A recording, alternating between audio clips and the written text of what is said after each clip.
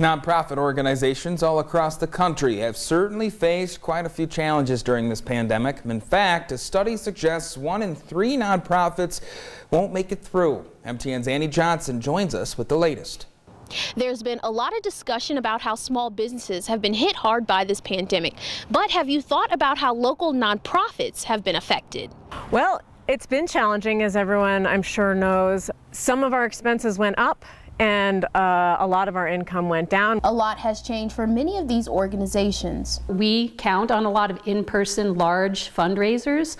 We have galas, we have golf tournaments, we have events that really require that in-person connection, which was hard for us last year. But these nonprofits credit their community in keeping them up during these challenging times. Financially, it would have been hard and we would have been out of business, but we received a tremendous amount of support from community with private donations.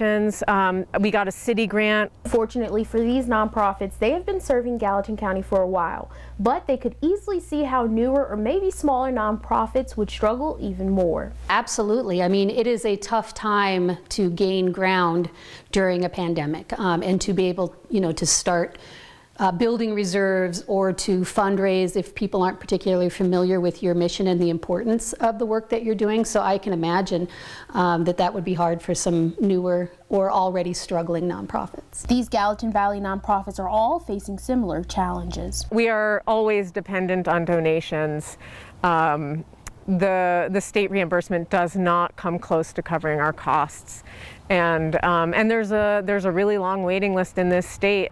Give Big Gallatin Valley is one of the county's biggest fundraisers for nonprofits, and it's coming up in a few short weeks. Reporting in Bozeman, Annie Johnson, MTN News.